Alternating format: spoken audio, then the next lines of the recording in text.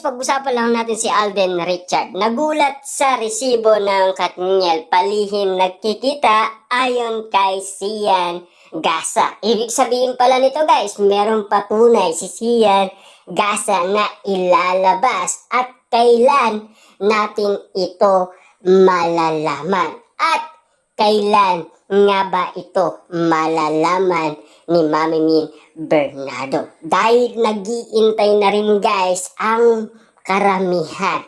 Lalo na guys ang balita. Dahil ang balita ayon kay Sian Gasa, meron siyang comeback na ebidensyang isisiwalat sa publiko patungkol umano kay Daniel Padilla at Catherine Bernardo. Kung mapapansin ninyo guys, no, yung mga ilang araw na nasa Pilipinas si Daniel Padilla, napakasaya niya. Talagang kitang-kita natin guys, bakas sa mukha ni Daniel Padilla ang kasiyaan. Lalo na guys, noong siya ay spotted sa airport, di ba? Kitang-kita natin guys na kahit wala siyang ka-Valentine's Day, masayang-masaya pa rin siya. At masaya siyang papuntang Japan. Yan kasi guys ang spotted na kinagulat ng karamihan. Kung bakit nga naman guys, napakasigla at kakaiba ang aura ni Daniel Padilla. At lalong-lalo na guys, kakaiba ang energy ni Daniel Padilla. Yun pala guys, nagkaayos na silang dalawa ni Catherine Bernardo. Kaya masayang-masaya si Daniel Padilla. Dahil siyempre meron na silang communication dalawa ni Catherine Bernardo. Kaya saan man pumunta si Daniel Padilla, nakakausap niya na si Catherine Bernardo. Pero take note guys, ano na ang balita sa Kat din? After nga naman kasi guys ng kanilang movie, na nahimik na ang Kat din. Pero meron pa rin guys nagsisiwalat sa atin na mga netizens patungkol umano sa nangyayari umano kina Catherine Bernardo at Alden Richard. May katotohanan nga ba? Kasi yan kasi guys ay mga comment lang naman, di ba? At lalo na wala pa itong mga resibo magpapatunay na talagang sina Catherine Bernardo at Alden Richard ay palihim na nagkikita. Ibig sabihin nito, palihim na nagkikita ang Kat din, tapos palihim din nagkikita ang Katniel. Ano yun, di ba? Ano ang nangyari? Ibig sabihin nito, pinagsabay ba ni Catherine Bernardo si Daniel Padilla at Alden Richard? Kaya itong si Alden Richard sumuko na lang kasi dahil ba nalaman niya na okay na sila. Kaya umiwas na lang guys sa issue na baka madamay pa siya. Pero nandahil sa pagsuko umano ni Alden Richard, lalo siyang binatikos at binatikos ng binatikos. Dahil walang tigil nga naman kasi guys ang paninira umano kay Alden Richard ng mga netizens. Sinasabi nga naman kasi nila na paasa lang ang Kat din. Take note muna guys, no?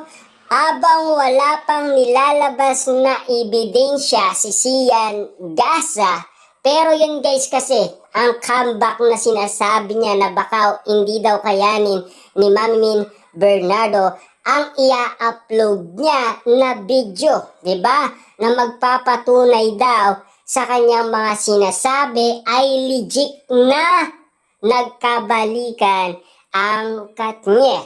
Ano nga ba kaya guys ang ilalabas ni Sian Gasa na pasabog umano at matatamaan nga ba guys si Catherine Bernardo at Daniel Padilla?